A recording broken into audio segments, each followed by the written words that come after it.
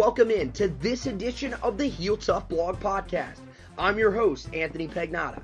On this edition of the Heel Tough Blog Podcast, we sit down with writer from the Bear Report and Keeping It Heel, Zack Pearson, to talk about the future of current Chicago Bears quarterback and former North Carolina Tar Heels quarterback Mitch Trubisky following his sensational performance in his last two starts. After that, Zack will break down what is wrong with the current Tar Heel football team and give you his diagnosis on what the Heels can do to fix it this season. For now, let's jump in and hear what Zack had to say about the former North Carolina Tar Heel quarterback Mitch Trubisky. As we welcome in from the Bear Report and from Keeping It Heel, Zack Pearson. How's it going, man? Good. How you doing? Good, man. So, you got the honor of being able to not only cover the Tar Heels with the Keeping It Heel blog, but you also get the honor of covering the Chicago Bears. So, just kind of walk me through that night when Mitch Trubisky ends up getting drafted there. You knew a lot about this guy, so, was it a thrill to see a guy that you've been covering for a while go to the Bears, and now you're going to be able to get to cover him there? It was exciting. Going into that draft, I had Trubisky as my number one quarterback. I believe I had Patrick Mahomes number 2 and Watson 3. So when we were sitting there, the Bears were scheduled to pick third. Everyone's like, okay, defensive player, no way Ryan Pace makes a move. He makes a move. And everyone's like, okay, defensive player, someone like that. And then as they announced that there'd be Trubisky, and it was just kind of, at first I was a little shocked because I didn't expect Ryan Pace to actually trade up and draft Trubisky, because at the time, no one knew that Ryan Pace and John Fox all went to Chapel Hill to see Trubisky throw. They kind of kept it a secret. It was kind of a little shocking. But it's definitely exciting to see him kind of grow as a Chicago Bear. He broke out last week, 6-touchdown game. What was the difference for Trubisky on Sunday, against that Tampa Bay defense that, has had some struggles early in the season, but they had some moments where they looked good as well? The biggest difference I would say was he was stepping into his throws more. The first 3 weeks he was kind of, he was more quick to scramble and try to pick up the first thing with his legs and not keep his eyes down the field when he had receivers open. He talked about it after week 1 and week 2, and he said it's something he wants to improve on. Finally, after somewhat of a bad game against the Cardinals in week 3, I think he did a better job of kind of just trusting his receivers and being more fundamentally sound, I want to say. He was stepping into his throws. He was a lot more accurate. That Buccaneers defense was just Swiss cheese. But you can't take away credit for what Trubisky did. He still had to make the throws. He still had to step up. It was by far his best game of his Bears career. And it was just kind of shocking because, I didn't think I'd see a Bears quarterback throw for 6 touchdowns in my lifetime after watching just numerous quarterbacks come through. So, when you look at Trubisky, which quarterback do you think he's going to more resemble throughout the rest of his career? Do you think he's that guy that you saw in the first 3 games of the season, or you think he's going to be more in the direction, not quite as on the same level as the 6-touchdown Trubisky, but do you think he can sort of take that and use that as something that he can kind of step forward to as he goes throughout the rest of the season and beyond? Yeah, I think that performance is going to help him. So last year he was with Fox and Loggins, and it just, they didn't let him throw the ball down the field. It was just kind of like they handcuffed him. Like, you're going to hand it off to Jordan Howard, and you're going to throw short slants to, threat receivers who aren't even on rosters right now. So I'm kind of I'm treating this as Trubisky's rookie year, essentially. I'd like to see what he does in this first year under Matt Nagy. And what a lot of people I don't think realize is Patrick Mahomes sat in a year under Matt Nagy, and now he's playing his first year in that similar offense, and he's just exploding. I don't think Trubisky is going to explode and throw 6 touchdowns or even average 3 to 4 a game, but he doesn't have to, because the way Ryan Pace has built his team is just kind of that old Chicago Bears mentality. Really damn good defense, a good run game, and I think the difference this time is Trubisky is going to be a quarterback that can take them to the next level, whereas, 2006 they had Rex Grossman, who couldn't take them to the level with an elite defense. I think Trubisky is going to be able to take them to the next level. I think that quarterback class from last year is going to be pretty special with Watson and Mahomes and Trubisky. I don't know where Trubisky's going to rank out of those three. As it looks now, Mahomes looks like he's the best one of the three, but that's nothing against Trubisky. I don't like saying, because Mahomes is so good, Trubisky has to be so much better. He really doesn't have to be that much better. He just has to be a good enough quarterback to get them, to where they want to go.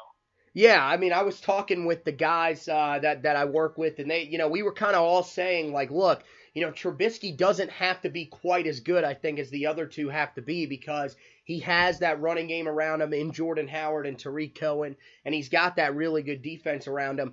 I guess the question is at the end of the day, do you think that Mitch Trubisky goes down as the greatest quarterback in Chicago Bears history if you had to bet here while we sit today? Oh, man, that's tough because I was always a guy that liked Jay Cutler, and I felt like he kind of got the raw end of the deal by Bears fans. If I had to say right now, as of this day, oh, man, that's tough. I would say yes. I'm going to say I think because he'll win more playoff games than Cutler. I think he'll eventually break those records. But at the same time, I don't know how much, from an outside audience, how much people know, but, literally every Bears passing record is Jay Cutler almost, because it's just been so bad at quarterback for the franchise. And, before that, you have to go back to, 1942, 1943, when Sid Luckman was throwing the football. I'll say yes, but I wouldn't be shocked if he wasn't. So now, let's turn to the Tar Heels and focus a little bit on them. We talked about Mitch Trubisky, and really since he's campus, they've had some trouble replacing him.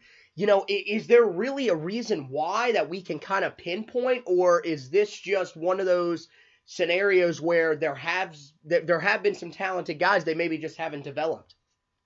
Yeah, I think there's some talent. I think Chaz Surratt is the guy.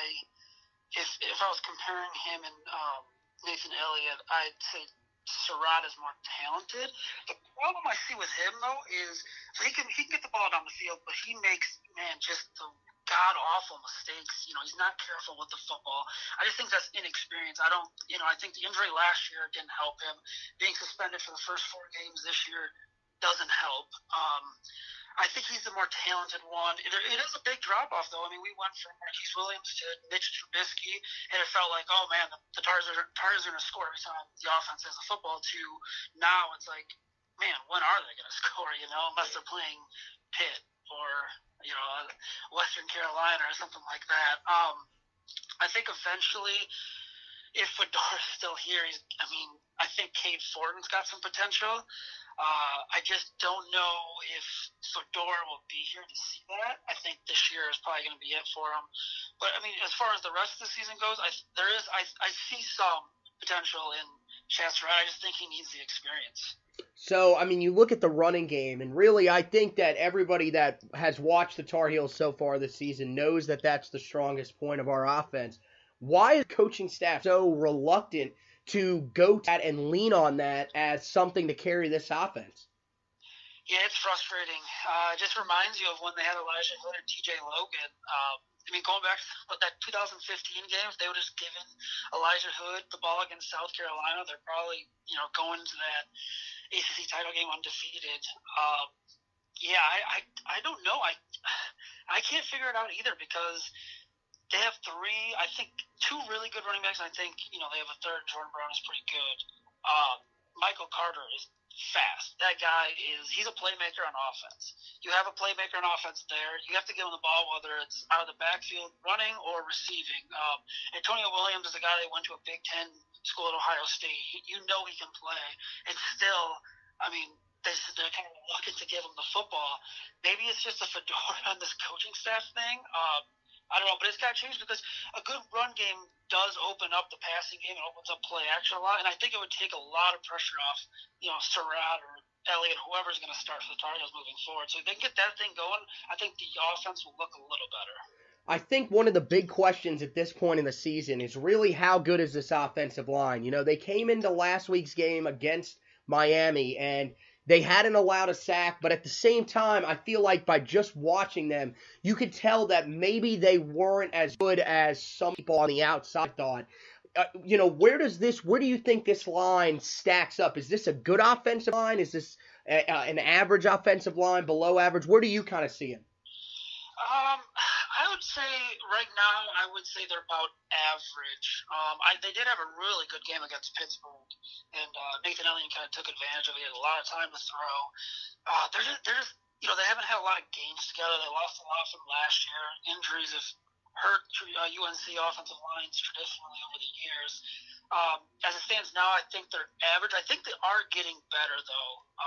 I think they're if we're sitting here in November and we say what's maybe a position that is turned out to be a bright spot, but we didn't really expect it, I think it would be on the offensive line. There is some talent on there. I want to see William Barnes play a little more. I think he's going to be just a dominant lineman in this league. But right now, as far as like ACC goes, I think they're average. I'll say if UNC was a lot better overall, I think it's definitely an offensive line you can win with. Yeah, you turn to the defensive line, and this was a unit really that started the year as the focal point of many on maybe the entire team because of the talent that was down there. I think suspensions to this point has kind of limited what this unit has done, but overall, can we get away with saying that they've taken a step in the right direction and they're starting to provide a little bit of pressure for the first time in a long time under Larry Fedora? Yeah, I'd say they're taking a step forward. I think they've played a little better than what many give them credit for. I'd say just because those suspensions, beginning of the year, kind of took away from. They had two really good players on the defensive line get suspended. They split up the suspensions, obviously. They got the NCAA waiver to do that. I've been pleased with it overall. I think they're getting enough pressure. Three are really good upperclassmen, and then that redshirt sophomore from Fox. It's hard because as a whole this team has struggled. So like kind of pinpointing and saying, this has been a standout part of the defense isn't really saying a lot, to be honest, just because of the team's overall struggles. But if I had to pick a spot in this defense, I'd say I like what I've seen from the secondary and I like what I've seen from the defensive line. So now I guess the question is for Tar Heel fans coming out of this bye week when they match up against Virginia Tech, what are the goals the rest of the season for this team? Because in the minds of most of the people in the fan base, Larry Fedora is pretty much out the door. He just needs his bags packed. What would you say would be a good goal for this team and really in general the coaching staff to try to get this thing turned in the right direction? Yeah, a bowl is going to be out of the question. They're going to have to run the table to even have a shot at it. And look at those matchups. I can't find more than two more wins at max, I'd say, including the Western Carolina game. So, moving forward this season, you definitely want to see some development from the younger players, the freshmen, the sophomore, the juniors are coming back. You want to see just progression, like compete. I'd stay in the games. Don't get blown out. The first round against Miami, it looked like, okay, they might be able to hang with Miami. And then the offense just turns it over three times and Miami runs wild. Just compete and show some progress, because if Fedora is gone, which at this moment is probably likely, you're still going to have majority of these players next year. So whoever's going to come in as the coach, you're still going to have these guys. So working together and progressing and kind of, in a way being consistent, not turning it over multiple times a game, being consistent in the run game because it's in the passing game defensively. I want to see some progress there. Get the ball to your playmakers more. You have Anthony Williams, Michael Carter. Those are two playmakers. Antonio Williams is another one. Get the ball to them. Let them do what they can do. I'd say just seeing more consistency and some progression moving forward. So at the end of the season, at this point, I think we can both agree Fedora may be on his way out, but the $16 million buyout is one of the big questions. If you are Bubba Cunningham, put yourself in his shoes. Is the $16 million buyout standing in your way if, let's say, this team goes 3-9? Yeah, it's definitely a factor.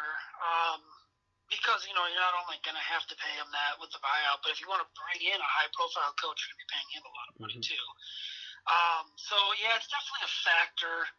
I just think right now, I don't know if Bubba's his mind is made up because, say UNC does somehow get hot and, maybe pulls off an upset of Virginia Tech and kind of, beats Duke or NC State. Maybe they keep him. But, yeah, man, that buyout, that's a lot of money to buy out for a coach that hasn't lived up to the expectations. So I noticed the one thing, and then we'll get you out of here on this. You do have underneath all of your credentials of where you work and everything, you are a big Simpsons fan. What draws you to that show? What's the thing that makes you passionate about watching that show?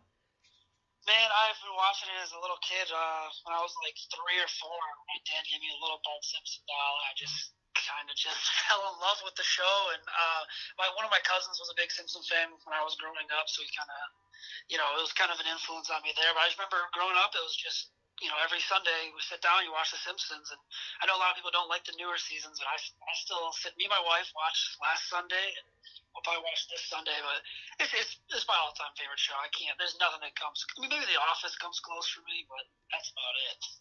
Okay, yeah, no, The Office, that's my favorite, so that is an acceptable number 2 answer. So, Zack Pearson of the Bear Report, as well as Keeping It Heel. Hey, thanks for stopping by, man, and just chatting about Mitch Trubisky and about the Tar Heels. Yeah, man, thanks for having me anytime. Yeah, of course. You take care, okay? Thanks, you too. So that is going to do it for this edition of the Heel Tough Blog Podcast. I want to thank Zack Pearson for jumping on with us. If you guys want to read his stuff, go to the Bear Report or keepingitheel.com to read all his fantastic articles. As always, subscribe to the podcast on Spreaker, iTunes, Google Play, Spotify, YouTube, iHeartRadio, and TuneIn.com or the TuneIn app. Follow the blog on Medium.com. Just search Heel Tough Blog. Guys, I want to thank you, and as always, go Tar Heels!